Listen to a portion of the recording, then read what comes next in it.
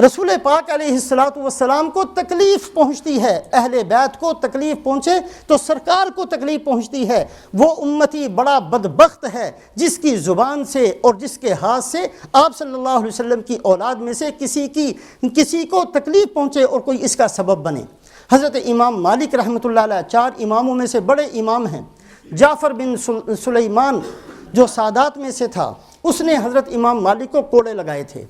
امام مالک رحمۃ اللہ علیہ کا جو کوڑوں کا واقعہ ہے، یہ جعفر بن سلیمان اس کا نام تھا، اس نے کوڑے لگوائے۔ امام مالک رحمۃ اللہ علیہ کوڑے کھاتے رہے۔ بعد میں کسی نے پوچھا، کسی نے کہا اگر کہیں تو ہم بدلہ دلوائیں؟ کہا توبہ توبہ، جب میری پشت پر کوڑا پڑتا تھا اسی وقت اس کو معاف کر دیتا تھا، یہ خیال کر کے کہ رسول پاک علیہ السلام کی اولاد میں سے ہے، اگر اس کو میں نے معاف نہ کیا تو آپ صلی اللہ علیہ وسلم کو کہیں تکلیف نہ پہنچے۔ اہل بیت کا حق ہے امت کے ذمے کہ ان کی عزت و احترام کا معاملہ کیا جائے، اپنی زبان اور اپنے ہاتھ سے ان کو کسی قسم کی تکلیف نہ پہنچائی جائے۔ امام نسائی رحمۃ اللہ علیہ کا واقعہ، سیاہ ستہ جو 6 حدیث کی مشہور کتابیں ہیں، ایک کتاب ہے نسائی شریف۔ بنو امیہ کا دور جب آیا تو بنو امیہ کے دور کے اندر جہاں اور بہت ساری چیزیں تھیں، ایک چیز یہ بھی تھی کہ حضرت علی رضی اللہ تعالیٰ عنہ پر بہت سخت قسم کے وہ کلمات کہتے تھے۔ منبر پر بیٹھ کر بعض باتیں ایسی ہوتی ہیں زبان سے ادا نہیں ہوتی، مشکل ہو جاتا ہے زبان سے ادا کرنا، لیکن صرف تاریخ بتانے کے لیے دہرائی جاتی ہیں، ورنہ کسی کی زبان ان الفاظ کو زیبا نہیں دیتی۔ منبر پر بیٹھ کر بنو امیہ کے دور میں حضرت علی رضی اللہ تعالیٰ عنہ کا نام لیا جاتا اور سود اللہ وجہہ، اللہ ان کے چہرے کو کالا کرے، یہ لفظ کہے جاتے تھے۔ ضد تھی، بنو امیہ کو ضد تھی، اور اس ضد کی وجہ سے بعض دفعہ انسان کہاں سے کہاں پہنچ جاتا ہے، لہٰذا منبروں پر بیٹھ کر یہ کلمہ کہا جاتا۔ حضرت عمر بن عبد العزیز رحمۃ اللہ علیہ جو خود بنو امیہ میں سے تھے، ان کا دور آیا، انہوں نے اس کی جگہ قانون بنایا کہ آج کے بعد منبر پر بیٹھ کر جب حضرت علی رضی اللہ تعالیٰ عنہ کا نام آئے گا تو کرم اللہ وجہہ، یہ کہنا ضروری ہے۔ حضرت علی رضی اللہ تعالیٰ عنہ کے اے اللہ ان کے چہرے کو بہت زیادہ عزت والا چہرہ بنا دے۔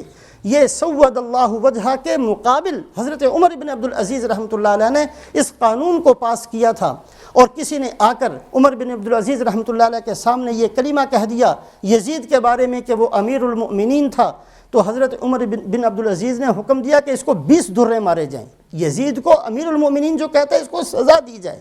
تو حضرت عمر ابن عبد العزیز رحمۃ اللہ علیہ نے اس چیز کو ختم کیا۔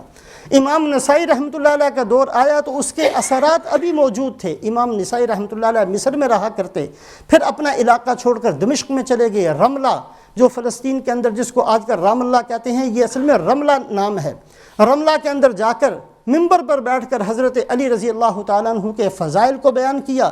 چونکہ بنو امیہ کا اثر موجود تھا، لوگوں نے اس کو پسند نہ کیا اور لوگوں نے مارنا شروع کیا، اتنا مارا، کسی نے لات ماری، کسی نے تھپڑ مارا، کسی نے مکہ مارا، اتنا مجمع مارتا رہا امام نسائی رحمۃ اللہ علیہ کو کہ جان نکلنے کے قریب ہو گئی۔ وصیت فرمائی کہ مجھے مکہ مکرمہ لے جاؤ۔ مکہ مکرمہ پہنچ کر انتقال ہوا، صفا مروہ کے درمیان میں قبر بنی۔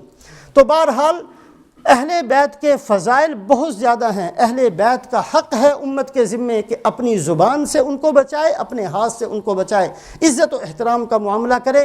ملتا کیا ہے؟ چوتھی بات یہ ہے کہ اہل بیت کی محبت سے ملتا کیا؟ بڑا وسیع باب ہے، ایک نہیں، 20 نہیں، سینکڑوں نہیں، ہزاروں واقعات ہیں جن لوگوں نے اہل بیت آپ کی اولاد کے ساتھ احسان کا معاملہ کیا۔ سرکار دو عالم صلی اللہ علیہ وسلم کسی کا احسان رکھتے نہیں ہیں، بڑے ہیں، سخیوں کے سخی ہیں، بہت بڑا دربار ہے سرکار دو عالم صلی اللہ علیہ وسلم کا۔ ایک عام آدمی اس کی عزت غیرت گوارا نہیں کرتی کہ کوئی اس پر احسان کرے تو اس کا بدلہ نہ دے۔ سرکار دو عالم صلی اللہ علیہ وسلم نے بڑھا چڑھا کر اور بہت ہی زیادہ بڑھا چڑھا کر بدلے دلوائے ہیں اللہ سے ان لوگوں کو جنہوں نے اہل بیت کے ساتھ عزت و احترام کا معاملہ کیا۔ اس امت کے اندر جو ظالم بادشاہ گزرے ہیں ان میں سے ایک بادشاہ تیمور لنگ بھی گزرا ہے۔ تیمور لنگ بڑا ظالم بادشاہ تھا۔ اس کی ظلم کی داستانوں میں سے ایک یہ بھی تھی کہ اس نے زندہ گاڑ دیا تھا قبر کے اندر لوگوں کو، ہزاروں کے حساب سے۔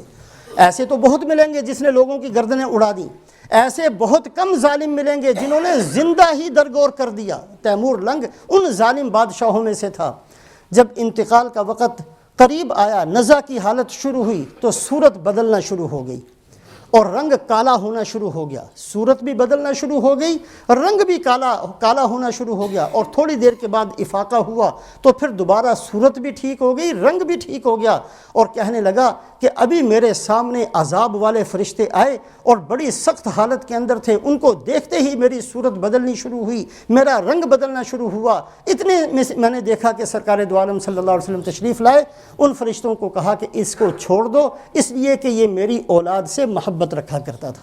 اس بنیاد پر اس کا رنگ دوبارہ درست۔ آخرت کا معاملہ اللہ کے ساتھ ہے، اللہ مظلوم کا بدلہ کیسے دلوائیں گے، لیکن دنیا کی ذلت اور رسوائی سے صرف اس وجہ سے اس کو بچا لیا گیا کہ اس کا معاملہ اہل بیت کے ساتھ محبت کا تھا۔ حضرت مجدد الفسانی رحمۃ اللہ علیہ اپنے والد کا قول نقل فرماتے ہیں کہ میرے والد کہا کرتے تھے، ان کا نام عبد الاحد فاروقی رحمۃ اللہ علیہ تھا، کہ اگر کوئی بندہ یہ چاہتا ہے کہ اس کا ایمان پر خاتمہ ہو، اگر کوئی بندہ یہ چاہتا ہے کہ کلمہ پڑھ کر دنیا سے جائے، تو اس کو چاہیے کہ اہل بیت کے ساتھ احترام کا معاملہ کرے، محبت کا معاملہ کرے۔